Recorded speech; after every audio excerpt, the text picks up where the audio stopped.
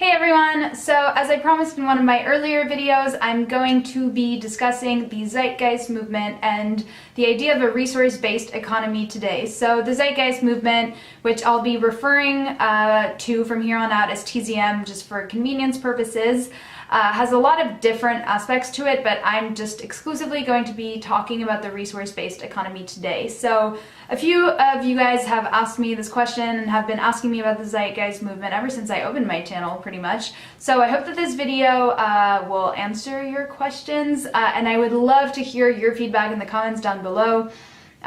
Because I am no expert on the Zeitgeist movement or on resource-based economies in general, and I'll be voicing the things I like about it as well as certain reservations I have. So I would love to get a dialogue going because I'm totally open to learning more and changing my point of view and all of that. So I'm sorry that this video is going to be quite long, but it's very hard to condense so much information into a small format. But okay, let's go. So the resource-based economy was created by Jack Fresco, the founder of the Venus Project, in the 1970s. So from what I understand, the primary step in creating a resource-based economy would be to locate, identify, and track every single resource on the planet.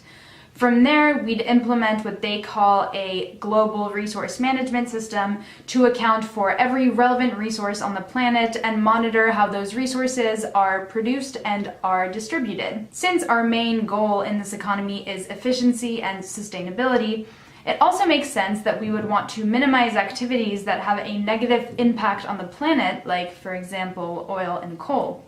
We'd especially want to eliminate at all costs activities that do permanent damage to the Earth because that is, quote-unquote, capital we can never get back. In a resource-based economy, every good must be designed to last as long as possible and be easily updated and recyclable.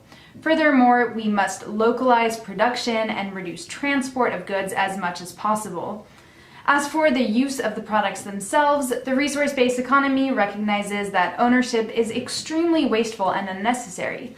Like, you don't use a car or a camera or a boat 24 hours a day, but more like 2 or 3 or maybe even 7 or 8 hours a day. So you don't need to own one of everything. We can share and we can still have abundance. The last point I'll mention is that in this system there will be no money. All resources will be declared as the common heritage of all of Earth's inhabitants.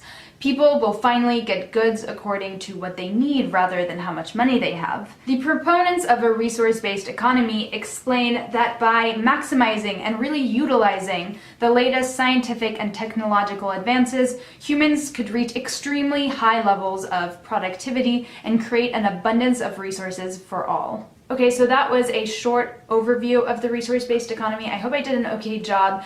There are so many videos on YouTube where you can learn more about it. I'll link all of them in the description box. TZM has also made like 3 different movies where they talk about this concept. So first, let me start off by talking about the things that I love about the idea of a resource-based economy. I love that it recognizes and seeks to correct the fact that the intrinsic value of goods is not at all reflected in our current monetary system. So let me give you an example. These headphones, which I have lying around my house, I think they cost me probably about $9. I haven't even unboxed them yet.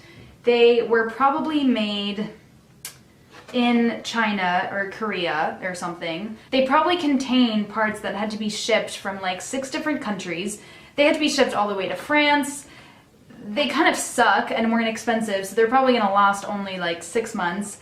And once they break, they're going to be really hard to recycle. So realistically, and I'm not flaunting this or proud of it, but these probably cost the Earth a lot more than $9 to produce. You know, if the actual value of these headphones were reflected in the price, they'd probably be like $40 or $50. Okay, but now compare that with the fact that I can go to my organic supermarket down the block and probably get about 8 locally produced apples for that same price? Like, how does that make any sense? Do you see what I mean? Like, the price of stuff literally means nothing and is totally divorced from any real sense of reality. It's less expensive to buy new computers or light bulbs or printers than it is to fix the old ones. Everything is designed to break down pretty quickly and create more demand for new stuff. Like, it's less expensive to buy a new computer or to buy a new printer than to fix the old one.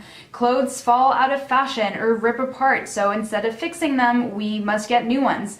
It's also way more expensive to eat a healthy vegan diet than to eat cheeseburgers from McDonald's, which makes absolutely no sense because it's going to cost us like 1 billion fossil fuels and billions of gallons of water to produce that meat. Anyway, so that's why it makes complete sense to me to have an economy that is actually based on substance and the practical reality that we live in. The other thing that I really like about a resource-based economy and just TZM in general is that they recognize that technology isn't going anywhere and that we should embrace it and use it to our advantage. I've come to be extremely wary of alternative movements that just constantly hark back to what is natural and what the original real humans did. I think that that mentality reproduces an essentialist dualism between what is natural and what is not that frankly I just want to get rid of altogether. Deep green resistance is a good example of a movement I was originally pretty into that is constantly talking about how we must go back to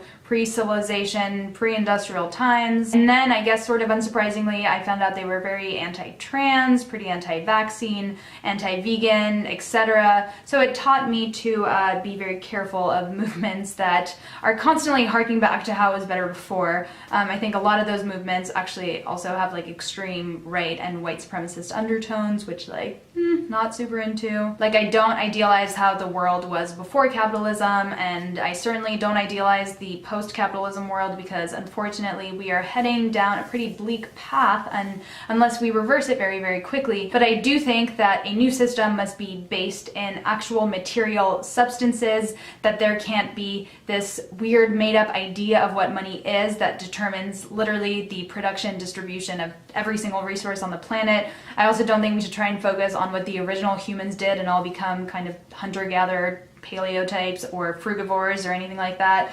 And I think that in that sense, a resource-based economy has the right idea, and I think that in that sense it's pretty realistic. Now, I do think that there are areas where they're really not so realistic at all, and so let me present to you some of those concerns now, and again, I would love to hear feedback on this in the comment section. Okay, my biggest concern is how there is absolutely zero consideration for how social life and power dynamics would operate under the system. TZM is insistent about the fact that there is no need to worry about this because rational and unbiased science will be the only rule of law in this new system. They stress over and over and over again that TZM is not a political project, it's not a social project, it's merely a scientific project. So TZM will supposedly transcend all of human meddling by exclusively using objective science. But this sort of just sounds like a glorified way of describing technocracy to me, which is less than ideal. As far as I know, TZM offers no plan for how they would avoid creating a centralized authority of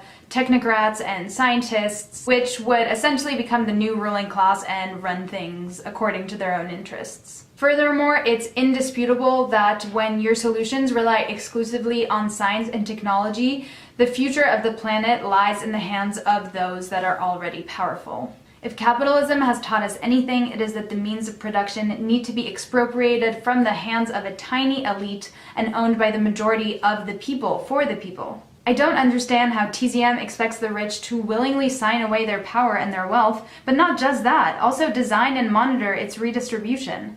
In this transition, an incredibly small number of already powerful educated elites would have to devise the new world order.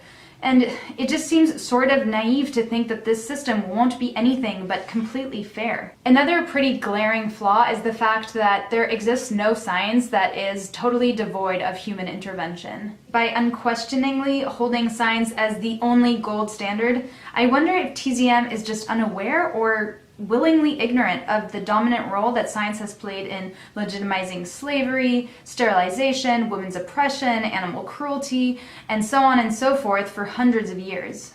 It's dangerous to uncritically think that you operate from a place of complete neutrality because you're speaking on behalf of science. So for example, TZM claims to have no ethical beliefs. For example, racism and sexism will naturally disappear in this new system because they're no longer economically and scientifically productive. But what if that changes? What if these grandiose robots that most people won't understand, by the way, decide that it does make economic and ecological sense to exploit an underclass? So then what? Should ethics intervene and start playing a part in the system? And if so, who are the ethics going to be coming from? And, you know, even besides that, how is this new system going to neutralize past oppression?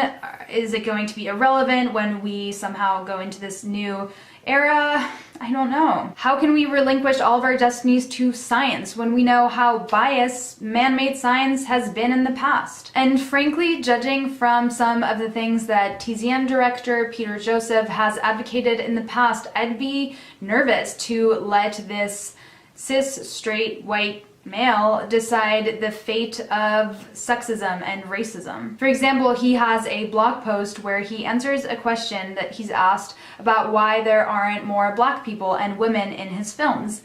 And in this blog post, he just mocks these questions as completely ridiculous and out there because he doesn't see race or gender, but just goes to where the data is.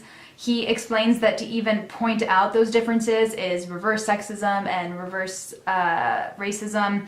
And he even qualifies Puerto Rican Day Parades and Black Awareness Month as nothing but bias and racist. I'd also be curious to hear how, for example, transgender people and disabled people are dealt with under this new system, since science has been, you know, historically used to pathologize them and to treat them really in anything but a unbiased way. So yeah, I just have all of these kind of ethical questions that I need answers to. So yeah. I guess what I'm trying to say is that we're all social beings and we all have unique needs and wants and particularities and histories and biases. To think that we can all just shed those away and that somehow they will be equalized under this new technocratic system is neither possible nor desirable to me. Okay, so I'll leave my critique of TZM there for today. Where does that leave us? Well, for now, I haven't found any one-size-fits-all solution that can just replace what we have in one smooth stroke. And the reason I mention that is because a lot of people expect me to have that solution right away if I even dare to criticize the prodigy of capitalism. So no, I'm sorry, although I'm very flattered that you asked, I can't give you that. What I can give you is ideas I like and movements that inspire me, and a critique of the existing systems that we have that I definitely think are no good. So some of those ideas, as I said earlier, come from a resource-based economy. I like that it is a system premised on abundance and not on scarcity. I like the idea that currency and wage labor are abolished and that production and distribution are redesigned to be as sustainable as possible. I also find great inspiration in movements like the Zapatista Army of National Liberation in Mexico, also a movement called the ZAD in France in Notre-Dame-des-Landes. I'll put more information about that in the description box.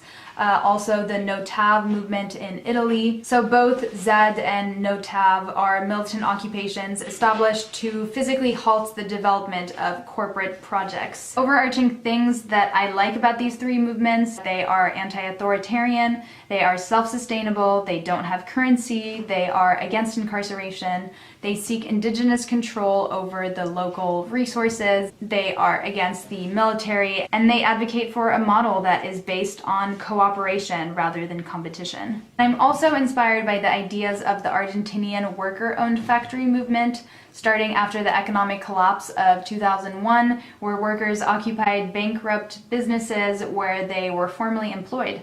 So this is an example of workers retaking direct democratic control of the means of production.